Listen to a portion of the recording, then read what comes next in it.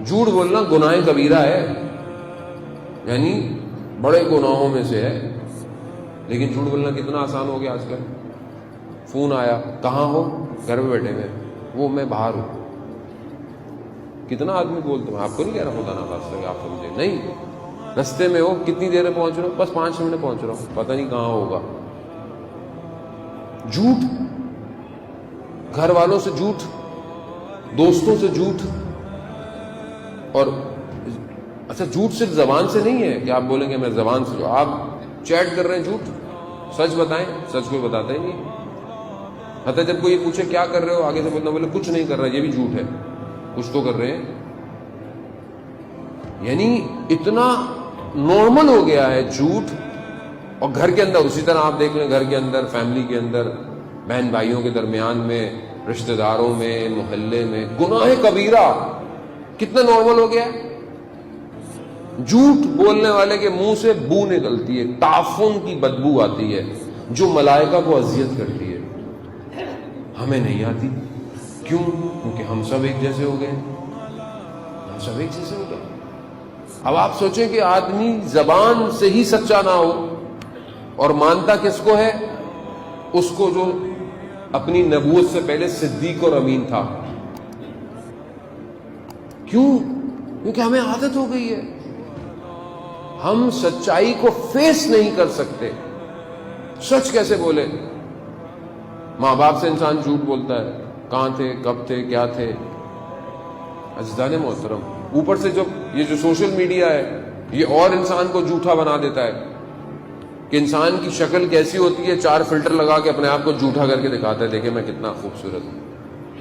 ایسی ہے اور کیا ہے، مطلب جھوٹ ہے. یہ دیکھ کر لوگ جب گھر میں پہنچتے ہیں تو وہاں تو کوئی اور تھا، یہاں کوئی اور ہے.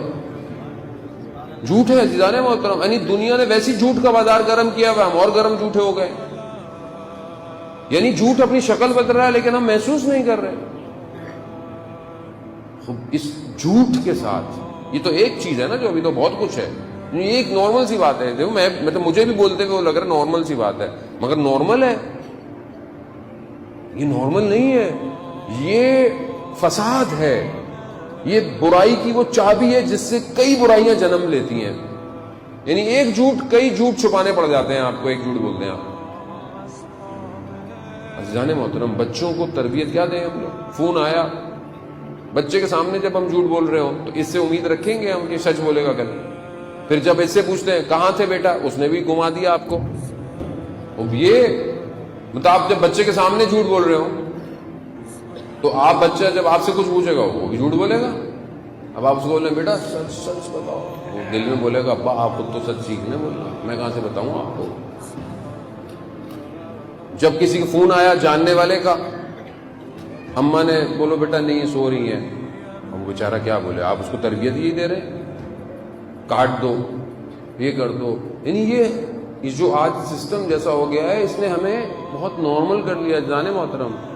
اور بظاہر انسان جب ایک چیز غلط کہے گا اور خدا نہ خواستہ یہی جھوٹ آپ کے معاملات میں آ جائے، آپ کے بزنس کی لین دین میں آ جائے، آپ کے ناپنے تولنے میں آ جائے، آپ کی تعلیمات میں آ جائے، آپ کے کام میں آ جائے، تو وہ سارا کام حرام ہو گیا. 1 روپیہ بھی اگر اس جھوٹ کی وجہ سے آیا تو مال کو آلودہ کر دیا. اب اس کی وجہ سے جو آپ نے چیز خریدی اور کھائی وہ لقمہ حرام ہو گیا. اب جب وہ لقمہ آپ کے وجود میں گیا تو پھر کس طاقت کے ساتھ آپ کھڑے ہو کر اس رب کی عبادت کریں گے؟ انسان آلودہ